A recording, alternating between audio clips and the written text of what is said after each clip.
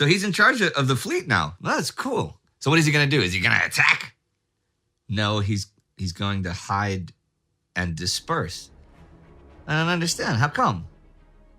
Kido Butai. Oh, yeah. Nope, say no more. April 4th, 1942. One thing we've seen that is guaranteed to make Adolf Hitler angry is attacks against Germany proper. Well, this week comes one such attack that heralds an entire new phase of pissing off Hitler, and it comes in Lubeck.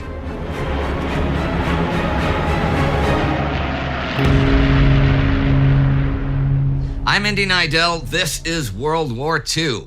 Last week, yet another Soviet attack on the Crimean Kerch Peninsula was stopped by the Germans. Japanese attacks in Burma were briefly stopped by Chinese opposition, and a convoy attempt to supply Malta was mostly stopped by Axis air power.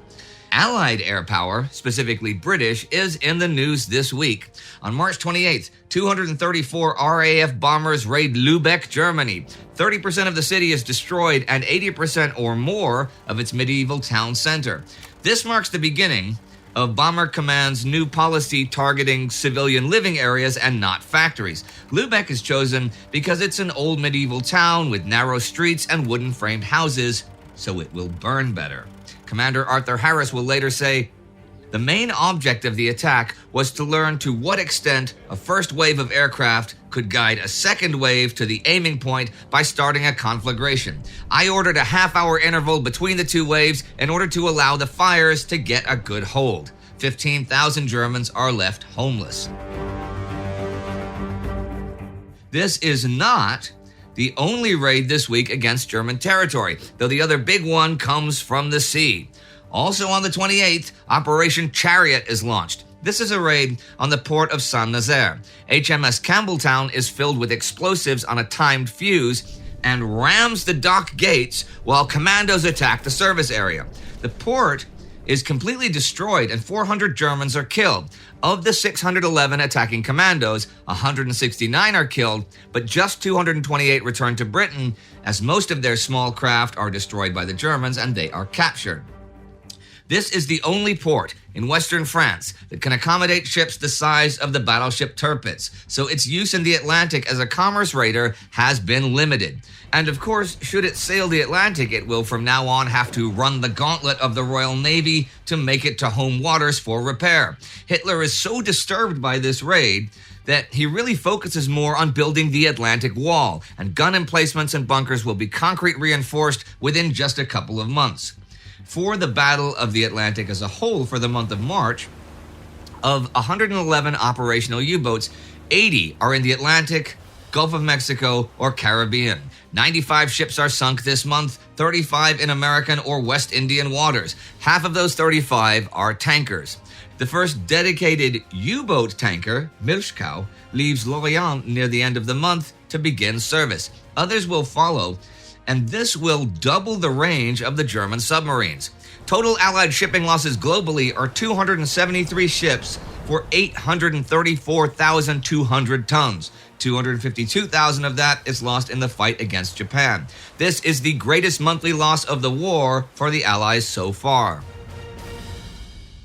In the Indian Ocean, James Somerville takes over Britain's Eastern Fleet the 28th. He'll be promoted to Full Admiral April 6th. We have seen him before a few times. He now has 5 World War I battleships led by the Warspite, 5 light and 2 heavy cruisers, 16 destroyers, and 7 subs to guard the entire Indian Ocean, which is a really tall order, especially since Operation C begins the 31st. This is Admiral Chuichi Nagumo and Kido Butai's Indian Ocean raid. Kido Butai is the Japanese carrier fleet that began its actions with the attack on Pearl Harbor last December. Somerville's intelligence has warned him of the raid, so he sails his fleet away to avoid open battle. He is well aware that the planes on his 3 carriers, 2 large and 1 small, are no match for the enemy in such a fight. His pilots and crews have, however, been trained in nighttime operations, which the Japanese have not been, so he plans to avoid the enemy by day and fight them by night. He does expect an engagement on the 1st, but none happens by the end of the week. Though with the enemy spotted closing in on Colombo the 4th, one is expected tomorrow. The Japanese are making landings and attacks this week, though.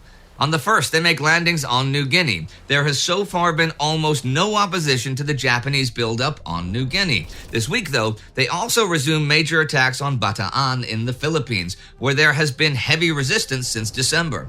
The Japanese are not happy that American Commander Douglas MacArthur managed to get away, so they've added another division to the fight there.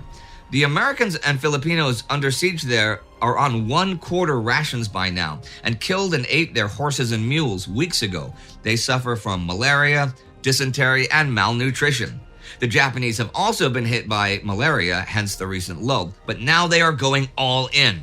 On the evening of the 3rd, the bombers dropped so many high-explosive bombs, they set the jungle on fire. By the end of the week, they punched a 5-kilometer-wide salient in the Allied lines, making ready for the final assault. One place that falls already this week to the Japanese is Taungoo in Burma. The attacks on the Chinese 200th that began there last week finally bear fruit the 30th.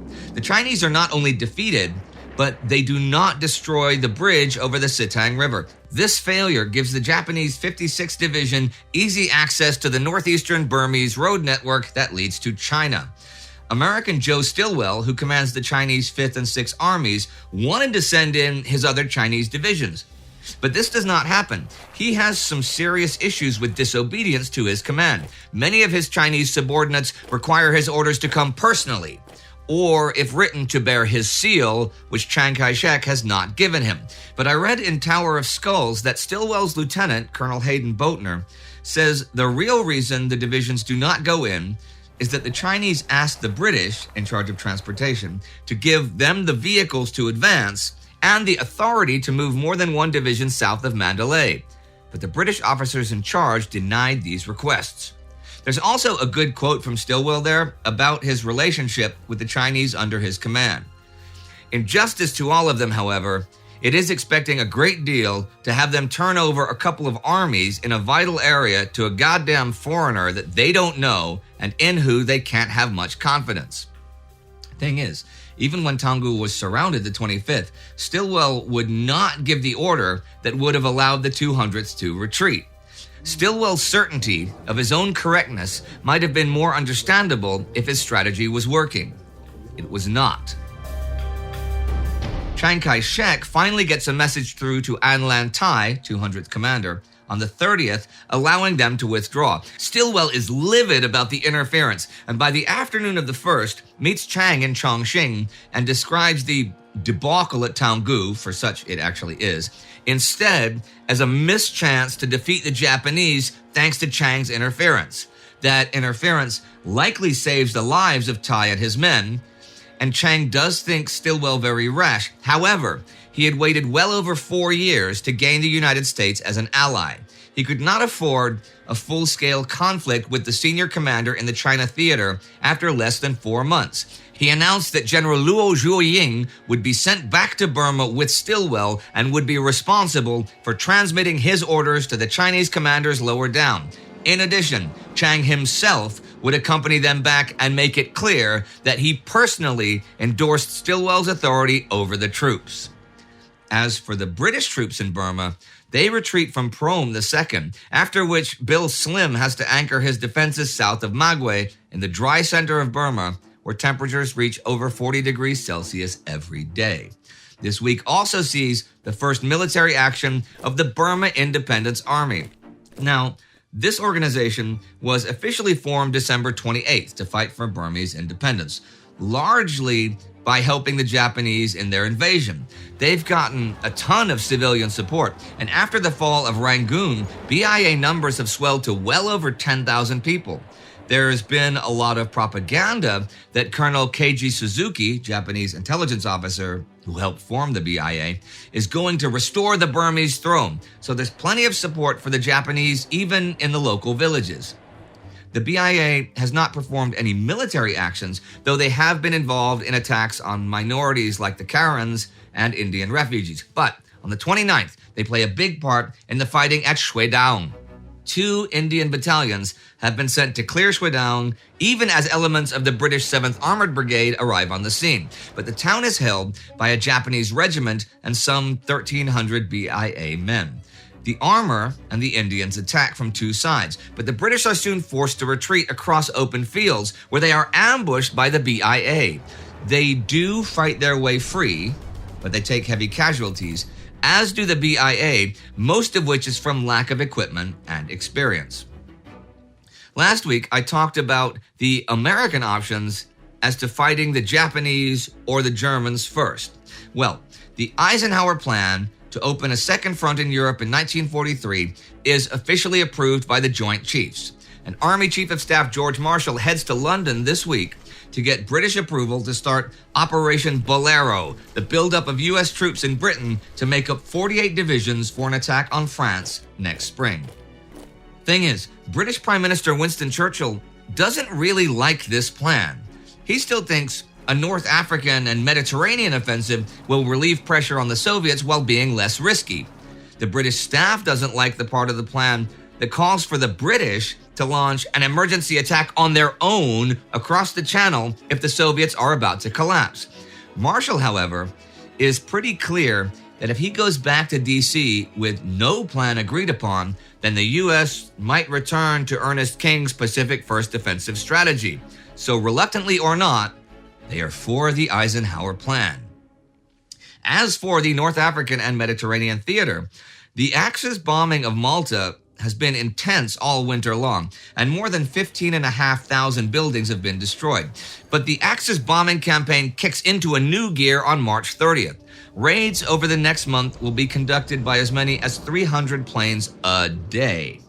This is Luftwaffe Commander Smiling Albert Kesselring's plan I talked about over the new year to neutralize Malta, the indispensable precondition for secure communications between Italy and North Africa.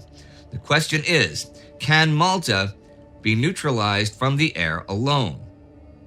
Last fall, the Italians talked about the idea of an invasion with 40,000 or so troops, codenamed C3. But with Britain's Crusader offensive starting in November, these plans were discontinued.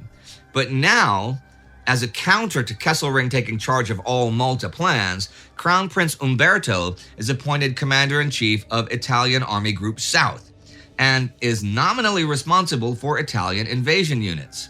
The Italian plans are actually pretty grandiose by this time, but their flaw is that with all 3 branches of service working on them, and with German and Japanese advisors brought in, and with the training that the planning requires, an invasion won't be able to possibly take place until July or August. And Kesselring, much like Luftwaffe Chief of Staff Hans Jeschonek, doesn't see much point in the aerial offensive starting this week without a landing to follow right on its heels before the island can recover. Adolf Hitler and OKW Operations Chief Alfred Jodl are skeptical in general about any landings. And this is because Hitler has little faith in the Italians. He also suspects that the plans are being made intentionally gigantic so as to spin it out indefinitely. And since Malta has to ideally happen before Erwin Rommel can attack for Tobruk, preclude further operations in North Africa in general. Jodl says straight out to Kesselring back on the 27th, one can hardly tell the Italians they may as well drop their preparations to take Malta because they won't get Malta anyway.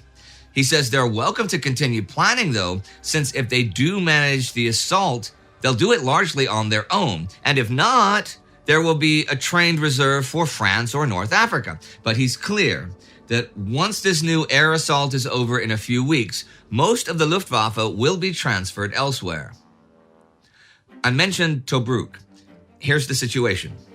All who bore responsibility for conducting operations in the Mediterranean were now faced with the question of how to proceed.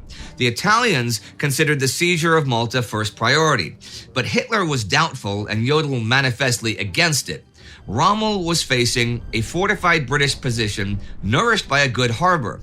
His southern flank was exposed. His supply line was unconsolidated and permanently vulnerable to disruption, and the enemy confronting him were known to possess superior resources, so their forward troops could be reinforced more rapidly than his own. This situation could not be maintained indefinitely. It would have to be ameliorated in the near future by capturing Tobruk. But both armies are in the middle of a period of consolidation, so that is not going to be attempted for at least a few weeks. And it's not the only offensive plans Germans are making. This week, the outline of the coming gigantic spring offensive in the USSR is discussed by Hitler, Chief of Staff Franz Halder, and OKH. I'll go into detail when the directive comes out. I imagine that will happen next week or so. For this week has now reached its end, a week of Allied losses in Burma and disagreements among Allied high command, ever heavier bombing of Malta, and raids on Nazaire and Lubeck. In our War Against Humanity subseries, which Spartacus hosts twice a month, in the early February episode, he talks about the decision made by RAF Bomber Command to attack civilian housing and non-military or industrial targets with incendiary bombs in Germany. The British know full well from personal experience that such attacks do not destroy civilian morale and do not interrupt production. No matter which way you spin it, the reason for such attacks is purely punitive. Whatever opinion you may have of this, and we've read all your comments, there is one thing that seems to stand out the longer the fight goes on. Moral high ground can often become a really fuzzy concept in modern war.